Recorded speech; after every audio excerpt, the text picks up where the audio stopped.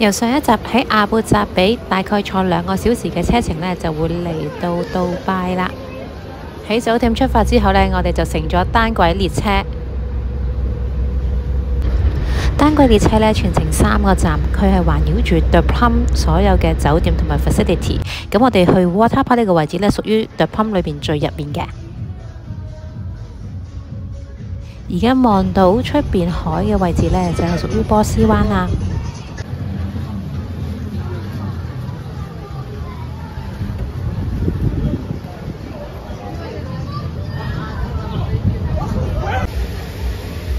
呢個 Water Park 呢，基本上個範圍呢都非常之大嘅。咁由於呢出邊而家嘅天氣溫度呢係有43、44度，所以基本上呢，你係唔會喺室外步行超過10分鐘嘅。咁大家呢，就善用樂園裏面提供嘅交通工具呢，去到你想玩嘅設施嘅目的地啦。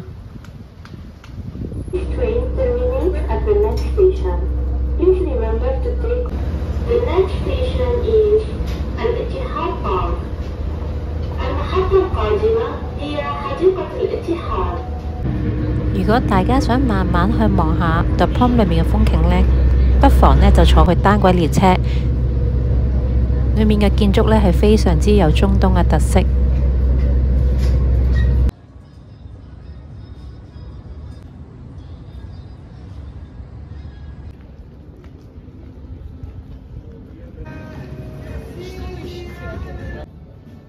咁轉眼間呢，我哋就去咗舊城區，去試一間好有特色嘅中東菜。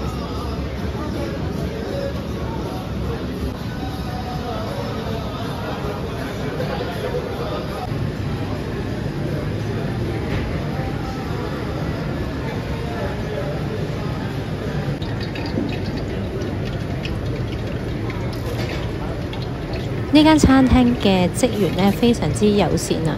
佢唔單止呢喺你面前呢會煮一啲比較中東有特色嘅小食之外呢，當地呢仲會提供埋跳舞啦。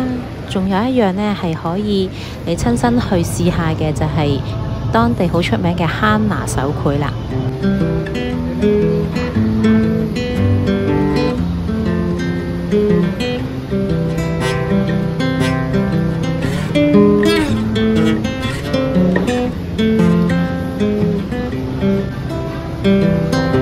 I've been thinking about myself today.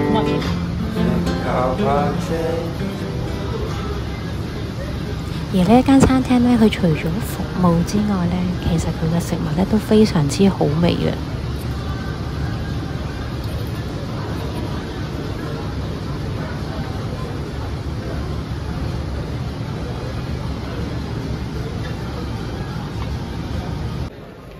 其實當地人呢就好少搭地鐵嘅，咁我哋呢就嘗試一下嘅心態呢，嚟到呢度搭地鐵，試下佢專用嘅車廂。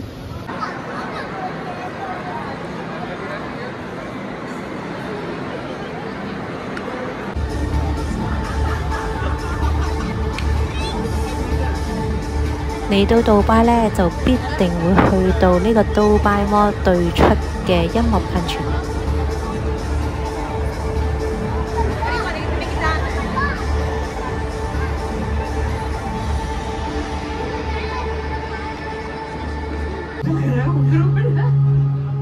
當然到咗第2日嘅一早呢，我哋就即刻嚟到世界最高嘅摩天大廈哈利法塔。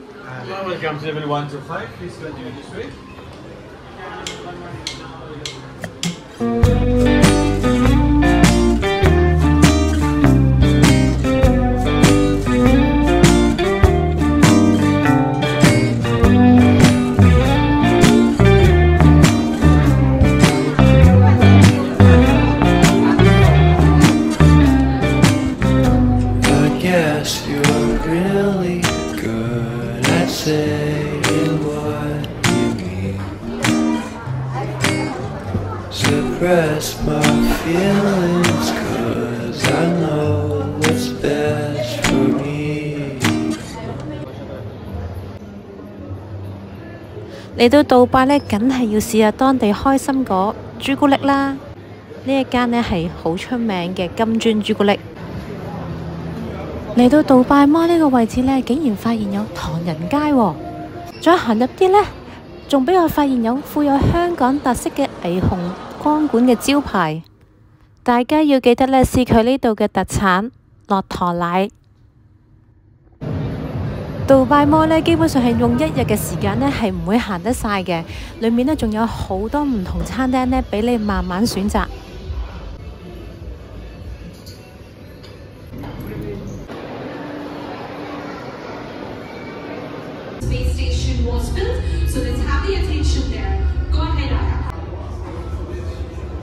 如果呢大家對科學有興趣嘅話呢，不妨都嚟到杜拜未來博物館去參觀啦。